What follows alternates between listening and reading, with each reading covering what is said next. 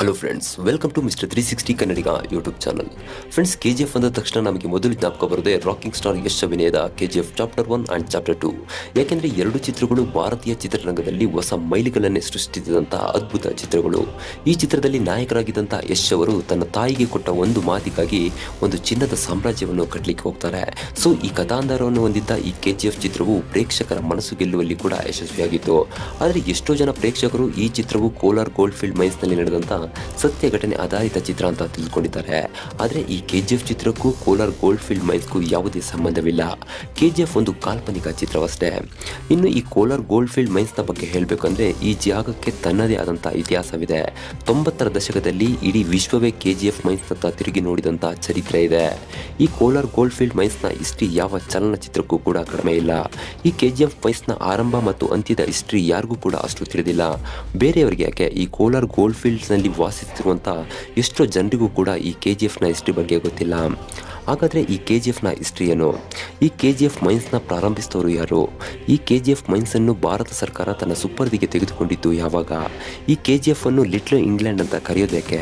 ಹಾಗೆ ಈ KGF ಮೈನ್ಸ್ನ ಅಂತ್ಯ ಹೇಗಾಯಿತು ಮತ್ತು ಈ KGFನ ಸದ್ಯದ ಪರಿಸ್ಥಿತಿ ಹೇಗಿದೆ? ಸೊ ಎಲ್ಲ ಪ್ರಶ್ನೆಗಳಿಗೂ ಈ ವಿಡಿಯೋದಲ್ಲಿ ನಾನು ನಿಮಗೆ KGFನ ಗತಕಾಲದ ಚರಿತ್ರೆಯನ್ನು ರೋಚಕವಾಗಿ ಎಳೆಯಾಗಿ ಬಿಡಿಸಿ ತೋರಿಸ್ತೇನೆ. ಅದಕ್ಕೂ ಮುಂಚೆ ಇನ್ನೂ ನಮ್ಮ ಯೂಟ್ಯೂಬ್ ಚಾನಲ್ಗೆ ಸಬ್ಸ್ಕ್ರೈಬ್ ಆಗಿಲ್ಲ ಅಂದರೆ ಈಗಲೇ ಸಬ್ಸ್ಕ್ರೈಬ್ ಆಗಿ. ಹಾಗೆ ನಮ್ಮ ಮುಂದಿನ ವಿಡಿಯೋಗಳ ನೋಟಿಫಿಕೇಷನ್ಸ್ಗಾಗಿ ಪಕ್ಕದಲ್ಲಿರುವಂಥ ಬೆಲ್ ಬಟನ್ನ ಪ್ರೆಸ್ ಮಾಡೋದನ್ನ ಮರಿಬೇಡಿ.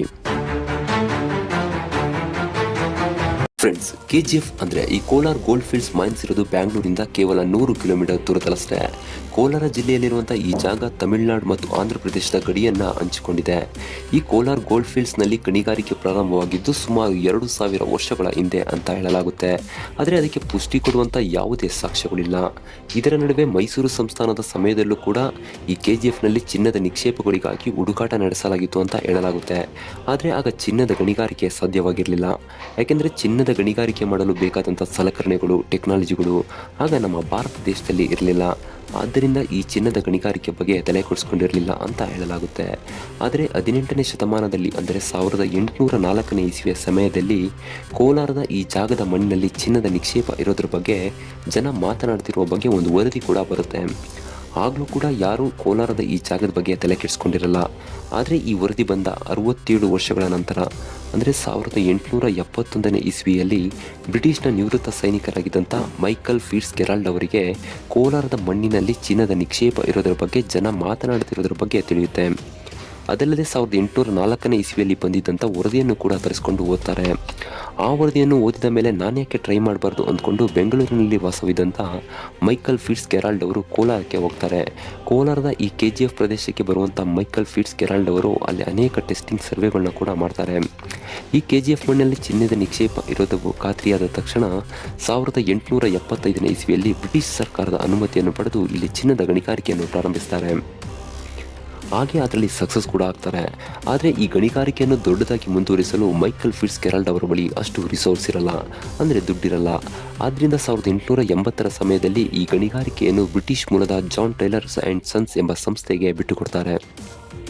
1880ರ ಸಮಯದಲ್ಲಿ ಈ KGF ಗಣಿಗಾರಿಕೆಯನ್ನು ಕಂಟ್ರೋಲಿಗೆ ತೆಗೆದುಕೊಂಡಂಥ ಈ ಜಾನ್ ಟೈಲರ್ ಆ್ಯಂಡ್ ಸನ್ಸ್ ಸಂಸ್ಥೆ ದೊಡ್ಡದಾಗಿ ಪ್ರಾರಂಭಿಸಿತ್ತು. ಆದರೆ ಆಗಿನ ಸಮಯದಲ್ಲಿ ಅಷ್ಟೊಂದು ಟೆಕ್ನಾಲಜಿ ಇಲ್ಲದೆ ಇರೋದ್ರಿಂದ ಇವರಿಗೆ ಹೆಚ್ಚೆಚ್ಚು ಮ್ಯಾನ್ ಪವರ್ ಸೋರ್ಸ್ ಬೇಕಾಗಿರುತ್ತೆ. ಆದರೆ ಸ್ಥಳೀಯರು ಭೂಮಿಯ ಆಳಕ್ಕೆ ಹೋಗಿ ಗಣಿಗಾರಿಕೆ ಕೆಲಸ ಮಾಡಲು ಹೆದರುತ್ತಿದ್ದರಿಂದ ಪಕ್ಕದ ತಮಿಳುನಾಡು ಮತ್ತು ಹೊರದೇಶಗಳಿಂದ ಕಾರ್ಮಿಕರನ್ನು ಕರೆತರ್ತಾರೆ.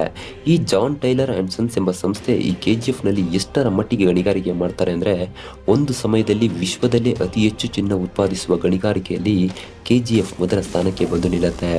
ಅಲ್ಲದೆ ಆ ಸಮಯದಲ್ಲಿ ಸುಮಾರು 30,000 ಕಾರ್ಮಿಕರು ಈ ಸಂಸ್ಥೆಗಾಗಿ ದುಡಿತಾ ಇದ್ರು. ಅಂದರೆ ನೀವು ನಂಬಲೇಬೇಕು. ಇನ್ನು ಈ ಚಿನ್ನದ ಗಣಿಗಾರಿಕೆ ಕೆಲಸ ಅಷ್ಟು ಸುಲಭವಾಗಿರಲಿಲ್ಲ. ಸುಮಾರು 3,000 ಅಡಿಗಳಷ್ಟು ಆಳಕ್ಕೆ ಹೋಗಿ ಕೆಲಸ ಮಾಡಲು ನಮ್ಮ ದೇಶದ ಕಾರ್ಮಿಕರನ್ನು ಬಳಸಿಕೊಳ್ತಾ ಇದ್ರು. ಸುಲಭದ ಕೆಲಸಗಳನ್ನು ಹೊರದೇಶದ ಕಾರ್ಮಿಕರು ಮಾಡ್ತಾ ಇದ್ರು. ಈ ಆಳವಾದ ಗಣಿಗಾರಿಕೆ ಸಮಯದಲ್ಲಿ ಮಣ್ಣು ಕುಸಿದು ಸಾವನ್ನಪ್ಪಿದ್ದು ಇದೆ.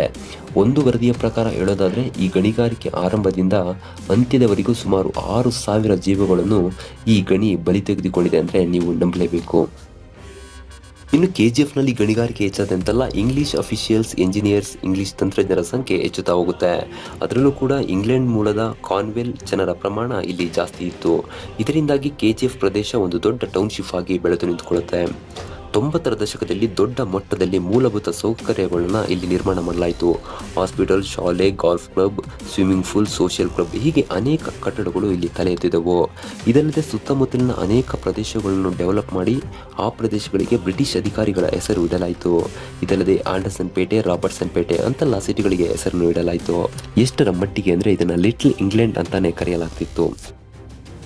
ಇನ್ನು ಈ ಜಾನ್ ಟೈಲರ್ ಆ್ಯಂಡ್ ಸನ್ಸ್ ಎಂಬ ಸಂಸ್ಥೆ 1902ರಲ್ಲಿ ಶಿವನ ಸಮುದ್ರದಲ್ಲಿ ಹೈಡ್ರಾಲಿಕ್ ವಿದ್ಯುತ್ ಸ್ಥಾವರವನ್ನು ನಿರ್ಮಿಸಿ ಸುಮಾರು 140 ಕಿಲೋಮೀಟರ್ ದೂರದಿಂದ ಈ KGF ಗಣಿಗಾರಿಕೆಗೆ ಕರೆಂಟನ್ನು ತರುತ್ತೆ.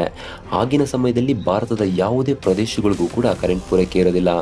ದೇಶದಲ್ಲೇ ಮೊದಲು ಕರೆಂಟ್ ಪಡೆದ ಹೆಗ್ಗಳಿಕೆ KGFಗಿದೆ.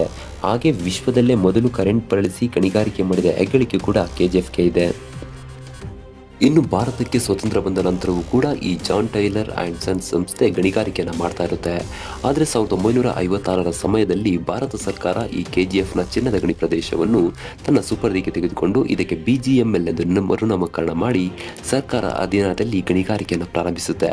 ಆದರೆ 2001 ಫೆಬ್ರವರಿ 28ನೇ ತಾರೀಕು ಈ BGML ಅನ್ನು ಮುಚ್ಚಲಾಗುತ್ತೆ. ಇದಕ್ಕೆ ಪ್ರಮುಖ ಕಾರಣ ಆದಾಯ ಕಡಿಮೆ, ವೆಚ್ಚ ಜಾಸ್ತಿ ಇರುತ್ತೆ. ಇಲ್ಲಿ ಮೊದಲು ಚಿನ್ನದ ಗಣಿಗಾರಿಕೆ ಪ್ರಾರಂಭವಾದಾಗ 1 ಟನ್ ಅದಿರಿಗೆ 47 ಗ್ರಾಂ ಚಿನ್ನ ಸಿಗ್ತಾ ಇರುತ್ತೆ. ಆದರೆ 1990ರ ಸಮಯದಲ್ಲಿ 1 ಟನ್ಗೆ ಕೇವಲ 3 ಗ್ರಾಂ ಮಾತ್ರ ಚಿನ್ನ ಸಿಗ್ತಾ ಇರುತ್ತೆ. ಆದ್ದರಿಂದ ಸರ್ಕಾರ ನಷ್ಟದ ನೆಪ ಒಡ್ಡಿ ಈ ಗಣಿಗಾರಿಕೆಯನ್ನು ನಿಲ್ಲಿಸುತ್ತೆ. ಆದರೆ ಇದನ್ನೇ ನಂಬಿಕೊಂಡಿದ್ದಂಥ ಎಷ್ಟೋ ಕುಟುಂಬಗಳಿಗೆ ಇದು ತುಂಬಲಾರದ ನಷ್ಟವಾಗಿದೆ. BGML ಸರ್ಕಾರಿ ಸಂಸ್ಥೆಯಾದರೂ ಕೂಡ ಇಲ್ಲಿ ಕೆಲಸ ಮಾಡ್ತಿದ್ದ ನೌಕರರಿಗೆ ಸಣ್ಣ ಮೊತ್ತದ ಪೆನ್ಷನ್ ಬಂದರೆ ಇನ್ನೂ ಕೆಲವರಿಗೆ ಅದು ಕೂಡ ಸಿಗಲೇ ಇಲ್ಲ. ಇದರ ನಡುವೆ KGFನಲ್ಲಿ ಮತ್ತೆ ಗಣಿಗಾರಿಕೆ ಪ್ರಾರಂಭವಾಗಬೇಕು ಎಂಬ ಕೂಗು ಕೇಳಿ ಬರ್ತಾನೆ ಇದೆ. ಆದರೆ ಸರ್ಕಾರ ಗಣಿಗಾರಿಕೆಯನ್ನು ಪ್ರಾರಂಭಿಸುತ್ತಾ ಅನ್ನೋದನ್ನು ಕಾದು ನೋಡಬೇಕಾಗಿದೆ. ಇಂದಿಗೆ KGFನ ಗಣಿಗಾರಿಕೆ ನಿಂತು 23 ವರ್ಷಗಳೇ ಕಳೆದಿವೆ. ಆದರೆ ಇಲ್ಲಿಯವರೆಗೂ KGFನ ಜನರಿಗೆ ಸರ್ಕಾರ ಕೆಲಸಕ್ಕೆ ಬದಲಿ ವ್ಯವಸ್ಥೆ ಕಲ್ಪಿಸಲೇ ಇಲ್ಲ. ಸದ್ಯದ KGFನ ಸಾವಿರಾರು ಜನ ದುಡಿಮೆಗಾಗಿ ಪ್ರತಿದಿನ 100 ಕಿಲೋಮೀಟರ್ ದೂರದ ಬೆಂಗಳೂರಿಗೆ ಪ್ರಯಾಣಿಸಿ ತಮ್ಮ ಹೊಟ್ಟೆ ತುಂಬಿಸಿಕೊಳ್ತಾ ಇದ್ದಾರೆ. ಈಗಲಾದರೂ ಸರ್ಕಾರ ಈ KGFನಲ್ಲಿ ಇಂಡಸ್ಟ್ರಿಯಲ್ ಹಬ್ನ ಪ್ರಾರಂಭಿಸಿ ಇಲ್ಲಿನ ಜನರಿಗೆ ಉದ್ಯೋಗ ಕಲ್ಪಿಸುವ ಕೆಲಸಕ್ಕೆ ಕೈಹಾಕಲಿ ಎಂದು ಕೇಳಿಕೊಳ್ಳೋಣ.